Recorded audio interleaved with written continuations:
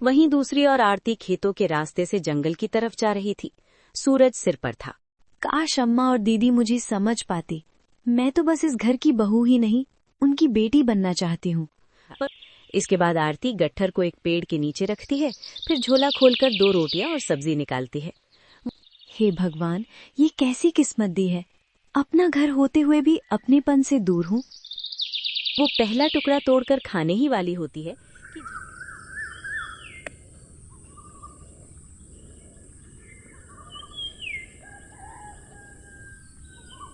नारायणपुर नाम के छोटे से गांव में एक बुढ़िया रहती थी, सुमित्रा। उसके 2 बेटे थे, मनोहर और रवि। दोनों ही शहर में काम करते थे। सुमित्रा की 2 बहुएं भी थीं, बड़ी बहू सोनाली और छोटी बहू आरती। एक दिन सुमित्रा आंगन में बैठी चूल्हा जला रही थी। सोनाली पास में बैठी आटा गूंद रही थी। अरे सुनीता, जरा जल्दी जल्दी कर, तेरे हाथ में तो मिठास है। तेरे हाथ की रोटी का तो स्वाद ही कुछ और है। अम्मा, आप भी बस यूं ही मेरी तारीफ करती है। तभी आरती गांव के तालाब से पानी भरकर आती हैं। अरे महारानी आ गई, कहाँ घूम रही थी अब तक? अम्मा, मैं तो तालाब से पानी लाने गई थी। आज पानी कुछ गंदा था, पर मैं ले आई। रख दे, और हाँ, चूल्हे के पास मत आना, कहीं सारी सब्जी खराब ना हो जाए। जी अम्मा। आरती चुपचाप मटका रखकर अंदर चली जाती है। उसके चेहरे पर हल्की उदासी थी। घर के कोने में आरती चुपचाप बैठी थी। उसके हाथ में एक पुराना चूड़ी का डिब्बा था। काश अम्मा मुझसे भी वैसे ही बात करती हैं, जैसे सोनाली दीदी से करती हैं। मैंने तो कोई गलती भी नहीं की, बस इतना है कि मैंने अपने मन से शादी कर ली। क्या यही मेरी सजा है?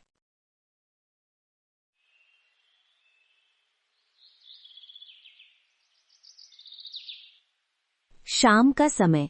सुमित्रा और सुनीता आंगन में साथ बैठकर चाय पी रही थी। आरती रसोई में बैठी बर्तन धो रही थी। सोनाली, तेरे मायके से कोई चिट्ठी आई क्या?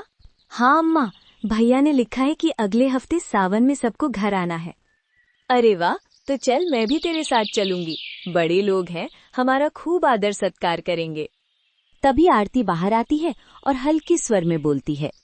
अम्मा, सावन में मैं भी अपने मायके जाना चाहती थी। माँ की तबीयत कुछ ठीक नहीं है। तेरे मायके जाने का वक्त बाद में भी आएगा, पहले घर का काम देख। तेरे भैया भाभी तो वैसे ही गरीब हैं, क्या करेंगे तेरे लिए? कोई फायदा नहीं तेरे वहां जाने का। आरती चुप हो जाती है। रात का समय। आरती अपनी खाट पर लेटी थी, पर उसे नींद नहीं आ रही थी। माँ से ही कहती थी, अमीर गरीब का फर्क लोग कभी नहीं भूलते। शायद मुझे चुप रहकर ही ये सब सहना होगा, मगर कब तक?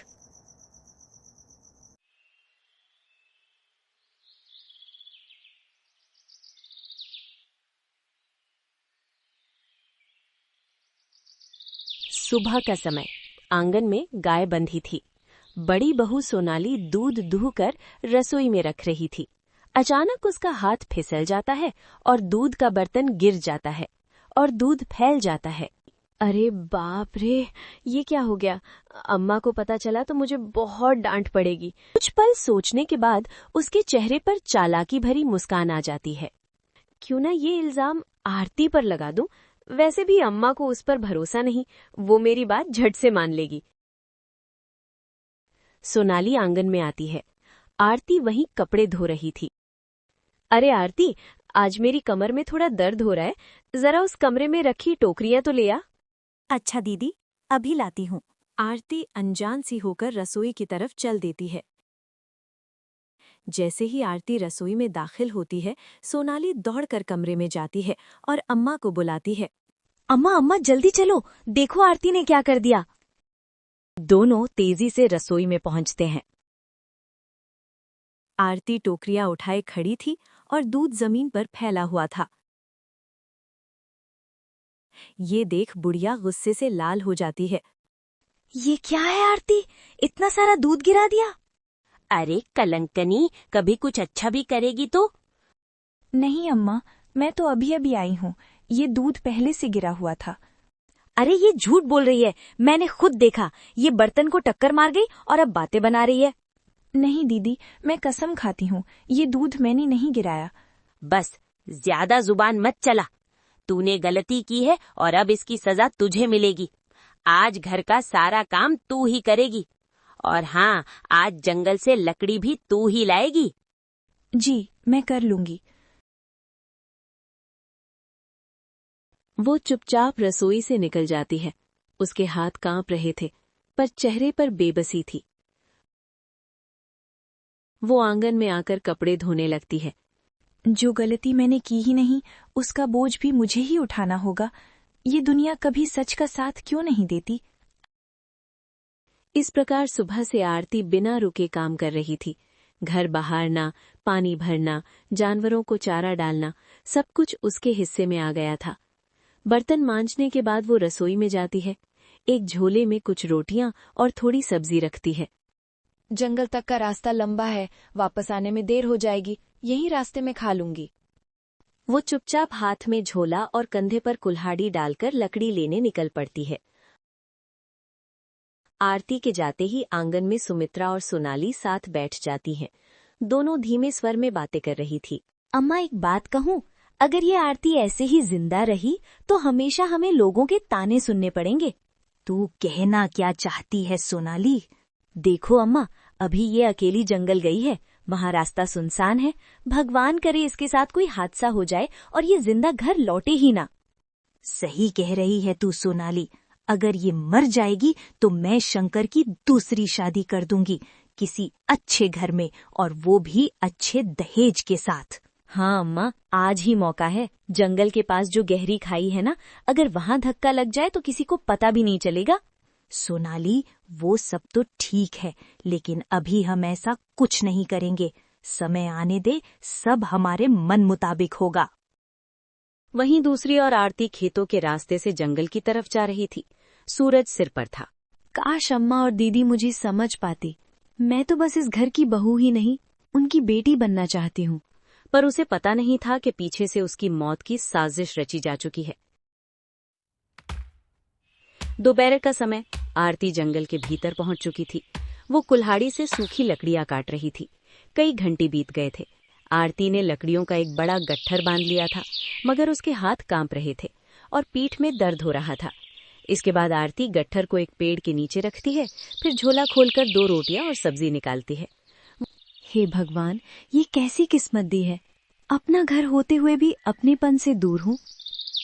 वो पहला टुकड़ा तोड़कर खाने ही वाली होती है कि झाड़ियों से एक छोटा सफेद खरगोश बाहर आता है। उसकी आंखों में मासूमियत दिख रही थी। अरे, तू भी भूखा है क्या? आरती अपने हाथ से थोड़ा रोटी का टुकड़ा तोड़कर खरगोश की तरफ डाल देती है। खरगोश जल्दी जल्दी कुतरने लगता है।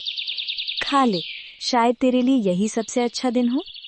रोटी खाने के बाद खरगोश उछलता कूदता जंगल की झाड़ियों में गायब हो जाता है। उसी समय पगडंडी से एक बूढ़ा आदमी आता है। सिर पर एक पुराना टोकरा रखा था जिसमें कुछ कपड़े रखे थे। बूढ़ा आदमी आरती को इस प्रकार बैठा देखकर रुकता है। बेटी, तू इस सुनसान जंगल में अकेली क्या कर रही है? काका जी, मैं बस कुछ लकड़ी लेने आई हूँ। पर ये तेरे हाथों में छाले और आंखों के आंसू, ये बता तू किस मुसीबत में है? आरती उसकी ओर देखती है। उसके होंठ कांपते हैं, जैसे वो पहली बार किसी अजनबी से अपना दर्द कहने वाली हो। बाबा, मेरा नाम आरती है। मैं नारायणपुर गांव की रहने वाली हूँ, लेकिन मेरी सास और जेठानी मुझे अपनाते नहीं। जो गलती मैंने की ही नहीं, उसके लिए मुझे रोज अपमान सहना पड़ता है। आरती टूटे टूटे शब्दों में अपनी पूरी कहानी बता देती है। बेटी, ये दुनिया कभी कभी अच्छे लोगों को ही ज्यादा कसौटी पर परखती है, पर तू चिंता मत कर, तेरा भी समय जरूर आएगा। अनीता बूढ़े की थकी आंखें और दुबला पतला शरीर देखती है। बाबा, अब भूखे लग रहे हैं, मेरे पास थोड़ी रोटियां हैं, आप खा लो। नहीं बेटी, तू खुद के लिए लाई है, तू ही खा ले। बाबा, मैं कई रोटी खा चुकी हूँ और शायद ही आपके लिए ही बच गई थी। कृपया आप इन्हें खा लीजिए। फिर काफी मान मनोवल के बाद बूढ़ा रोटी और थोड़ी सब्जी खा लेता है। रोटी खाने के बाद गंभीर स्वर में बोलता है, बेटी याद रखना, अगर कभी भी कोई मुसीबत आए तो अपने बुजुर्गों और पूर्वजों को याद करना। हमारे पूर्वज बुरे समय में हमारा साथ देते हैं, बस सच्चे दिल से उन्हें पुकारना। बाबा, क्या सच में ऐसा होता है? हाँ, ये वही सच्चाई है बेटी, जो सच्चे मन और विश्वास से जुड़ी हो। धन्यवाद बाबा, आपने जो कहा मैं याद रखूंगी। जाओ बेटी, भगवान तेरा भला करे। आरती जंगल के रास्ते से गांव की ओर चल देती है। बूढ़ा वहीं खड़ा उसे जाता देखता है। उसकी आंखों में कुछ रहस्य छुपा था।